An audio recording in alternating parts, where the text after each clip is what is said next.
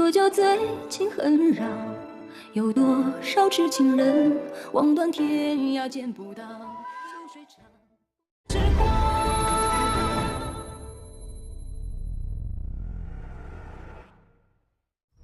Episode की शुरुआत में हम देखते हैं एक तरफ टूम गार्डियन खड़ी है और एक तरफ टूम रेडर्स। टूम गार्डियन में है वुक के येमोरोंग और जिंकिंग और टूम रेडर्स में सीनियर नन मैन हैन और इक्यू। और हाँ, वुक के येमोरोंग का अंकल है, इट मीन्स टूम किंग का भाई, जो ये भी रिवील होता है। वुकी कहता है थोड़ी देर में घोस्ट ग्रुप के लोग आने ही वाले हैं, हम गार्डियंस और रेडर्स को अपनी फाइट बंद करनी चाहिए। मैन फेंग लू, तुम क्या कहते हो? हैन मैन को इशारा करती है, मैन वेपन रख लेता है। येमोरोंग कुछ बोलने ही वाला होता है, वुकी येमोरोंग को टूम रूम दिखाता है। फिर येमोरोंग लाचार होकर कहता है, मैं टूम रूम के ऑर्डर्स फॉलो करूँगा अंकल।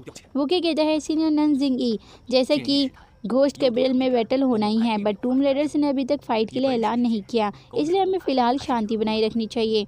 सीनियर नन कहती हैं, आपने सही कहा स्पिरिट मैसेंजर, हमें एंसेस्टर सिस्टम के लॉ को फॉलो करना चाहिए। मैन और हैन, तुम लोग समझे? हैन, मैन और इक्यू एक साथ ओके बोलते हैं। वुकी भी ओके बोलता है, फिर जाने लगता है। सीनियर नन कहती है, हमें भी चलना चाहिए, चलो पीच ब्लॉसम गार्डन में चलते हैं, मैं उस घोस्ट मास्टर को किसी और दिन सबक सिखाऊंगी। दूसरी तरफ हम शाओ और सिक्यू को देखते हैं। सिक्यू अपना तलवार देख रहा होता है। सिक्यू को अपनी तलवार में बदलाव दिखता है।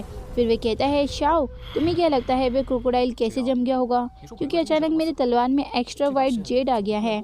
शाओ कहती है, मुझसे मत पूछो, मुझे कुछ भी नहीं पता, मैं सोच रही हूँ उस टाइम हम एकदम मरने ही वाले थे और तुमने कहा था जब क्रोकोडाइल तुम्हें खाएगा तो मैं भाग जाऊँ, जो बहुत ही अमेजिंग था। सिक्यू कहता है, तुम्हें पता नहीं उस टाइम मेरा दिमाग खराब हो गया था। शाओ चिढ़ जाती है, क्या कह रहे हो? वे मुंह फेर लेती है। सिक्यू को कोई आवाज़ आती है, वे शाओ का मुंह बंद करता है और कहता है, चुप करो, यहाँ पर कोई है। सामने वाले पहाड़ में जिंगिंग और येमोरोंग आते हैं। जिंगिंग कहता है, यंग मास्टर आप उस स्पिरिट मैसेंजर से क्यों डर रहे हैं? यहाँ से हमारे हीरो उनकी बातें चुपके से सुन रहे होते हैं। येमोरोंग कहता है, वो मेरे अंकल हैं और उनके पास टूम रूम भी है। मैं जब आ रहा था तो फादर ने कहा था घोस्ट कैपिटल के बैटल को अंकल ही लीड करेंगे। जिंगिंग कहता है, घोस्ट कैपिटल को हमेशा पॉइजनस चू के फैमिली के वॉरियर रक्षा करते हैं। मुझे पिताजी ने कविता द्वारा मैसेज दिया था कि हमें सिर्फ यंग मास्टर के ऑर्डर को फॉलो करने हैं, फिर भी आप स्पिरिट और गॉड मैसेंजर से डर रहे हैं। येमोरोंग कहता है, तुम्हारे फादर ने बेशक तुम्हें एक टफ ड्यूटी दी है, बट गॉड और स्पिरिट मैसेंजर के पास ग्रेट पावर्स हैं। जिंगिंग कहता है, यंग मास्टर आप चिंता मत कीजिए, मेरे पास अब 9 लेवल पॉइजन ब्लड है और मेरी मैजिक स्किल जल्द ही और पावरफुल हो जाएगी। उसके बाद हमें किसी चीज़ से डरने की ज़रूरत नहीं। इसके अलावा हमारे पास पावरफुल हेल्पर भी तो है। येमोरोंग कहता है, तुम्हारा मतलब तुम्हारे फादर जो पॉइजनस चू के हेड है, मुझे पता है कि वो कुछ ही दिन में घोस्ट कैपिटल में आ जाएंगे। जिंगिंग भी बांसुरी बजाता है कि वही जाइंट स्नेक पानी से निकलता है। जिंगिंग आगे बढ़कर स्नेक को छूता है, फिर जाइंट स्नेक चला जाता है। सिक्यू देख कर शॉक हो जाता है। जिंकिंग कहता है, यही है वो पावरफुल हेल्पर। येमोरोंग हंसने लगता है, अगर तुम जैसा असिस्टेंट हो तो मुझे किसी चीज़ से डरने की ज़रूरत नहीं। जिंकिंग कहता है, मैं यंग मास्टर के लिए मरते दम तक लड़ूंगा। येमोरोंग उसे उठाता है, फिर कहता है, अभी घोस्ट ग्रुप में क्या चल रहा है? जिंकिंग कहता है, बात अजीब है, इंगयंग चट्टान से साउंड आने के बाद भी और मैंने सीनियर नन को रेस्क्यू कर लिया, फिर भी घोस्ट ग्रुप ने कोई भी एक्शन नहीं लिया और ना ही लोगों को भेजा, बल्कि उन्होंने केकी को पीच ब्लॉसम गार्डन पे ध्यान रखने का ऑर्डर दिया है। येमोरोंग कहता है, घोस्ट मास्टर चालाक है, उसने ऐसा इसलिए किया ताकि वो फ्लावर ग्रेवयार्ड में घुसने का रास्ता ढूंढ ले। तुम कैपिटल जाकर आगे का अरेंजमेंट करो, मैं गार्डन जाकर उनके साथ ज्वाइन होता हूँ। फिर येमोरोंग चला जाता है, फिर जिंकिंग भी चला जाता है। शाओ कहती है, ये तो अच्छा न्यूज़ है, हैन और मैंने सीनियर नन को रेस्क्यू कर लिया। सिक्यू कहता है, हाँ ये न्यूज़ तो बढ़िया है, बट मैंने अभी तक ऑर्डर वापस नहीं लिया। शाओ कहती है, अपने आप को ब्लेम मत करो, तुम घायल थे, जब वापस जाएंगे मैं तुम्हारा दूसरा ट्रीटमेंट करूँगी जिससे तुम एकदम ठीक हो जाओगे, उसके बाद तुम उनसे ऑर्डर ले लेना। सिक्यू कहता है, ठीक है चलो गार्डन चलते हैं, मैन से मिलते हैं। शाओ ओके बोलती है, फिर वे जाने लगते हैं। फिर हम पीच ब्लॉसम गार्डन को देखते हैं, जहाँ मैन आता है, फिर हैन आती है। हैन कहती है, घोस्ट ग्रुप ने सिर्फ कुछ लोगों को पीछा करने के लिए भेजा है, हम उन्हें आसानी से हरा सकते हैं। मैन कहता है, इसका मतलब उनका कोई और प्लान है। तुम और मेरी बहन माँ की रक्षा करना और ग्रेवयार्ड का रास्ता मत खोलना जब तक मैं वापस ना आ जाऊँ। मैं इस जगह की छानबीन करने जा रहा हूँ। हैन ओके बोलती है, हम तुम्हारा वेट करेंगे, अपना ध्यान रखना। मैन ओके बोलकर फिर चला जाता है। हैन जाकर सीनियर नन से कहती है कि मैन ने गेट ओपन करने के लिए मना किया है जब तक मैन इस जगह की छानबीन करके वापस ना आ जाए। सीनियर नन कहती है मेरा बेटा सबकी सेफ्टी चाहता है। ठीक है, हम वैसे ही करेंगे जैसा मैन ने कहा है। फिर आसमान में स्टार्स को देखने लगती हैं। हैन भी आसमान में स्टार्स को देखते हुए कहती है कि क्या इन स्टार्स में कोई सीक्रेट छुपा हुआ है। सीनियर नन कहती है हाँ, फ्लावर ग्रेवयार्ड के खोलने का रास्ता इन आसमान में छुपा हुआ है। इक्यू कहती है हाँ भाई, जिंगफेंग ने भी कहा था हम एंटर और एग्जिट नहीं हो सकते। सिनानन कहती है हाँ, इन स्टार्स में छुपा है राज।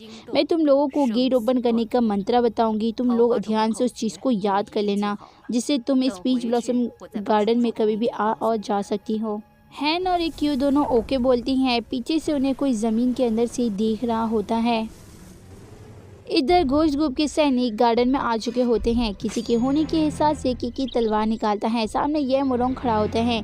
ये मोरोंग केकी के पास आता है, फिर कहता है मुझे नहीं पता आपके दिमाग में क्या चल रहा है मेरे लॉर्ड, पर जो भी हो खड़े होकर अपॉर्चुनिटी का वेट करना बेकार का आइडिया है। केकी कहता है हाँ, हम खड़े होकर अपॉर्चुनिटी का वेट कर रहे हैं। जल्द ही घोस्ट ड्रैगन मैप हमारे पास होगा, फिर तुम लोगों की कोई भी चालाकी नहीं चलेगी। अपना वादा याद है ना? चलो अब दफा हो जाओ। ये मोरोंग कहता है फ्लावर ग्रेवयार्ड को तोड़ना नामुमकिन है। मैं देखना चाहता हूँ आप लोग ये काम कैसे करते हैं मेरे लॉर्ड। केकी कहता है बस तुम देखने आए हो तो ठीक है, पर काम में टांग मत अड़ाना।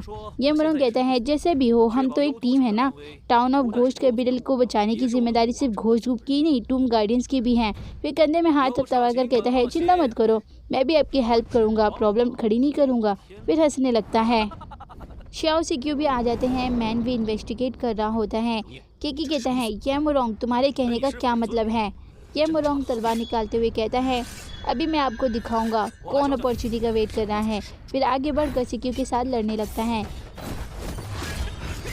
फिर दोनों की स्टार्ट हो जाती है फाइट।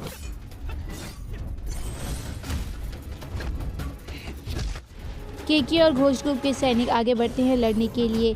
केकी जैसे ही वार करने जाता है, मैन केकी को रोकता है। फिर मैन और केकी की लड़ाई स्टार्ट हो जाती है। श्याओ सैनिकों के ऊपर अल्कोहल गिरा देती है। फिर श्याओ आग लाकर उनको जला देती हैं। सब सैनिक जलने लगते हैं। केकी और लड़ने वाला होता है, यह मोरोंग मना कर देता है। फिर दोनों चले जाते हैं। वहाँ पर मैन आता है। सैनिक सब जल रहे होते हैं। फिर सिक्यू भी आता है। मैन सिक्यू को देखकर बहुत खुश हो जाता है और कहता है सिक्यू तुम तो एकदम ठीक हो गए। तभी श्याओ कहती है मुझे उसकी थोड़ी और ट्रीटमेंट करनी है, फिर बंदर एकदम चकाचक हो जाएगा। नेक्स्ट एपिसोड में देखेंगे क्या घोस्ट ग्रुप के लोग गार्डन के गेट ढूंढने में कामयाब हो पाए और कैसे जिंकिंग ने इक्यू को पहाड़ से कूदने में मजबूर कर दिया। यहीं पर एपिसोड का होता है दी एंड।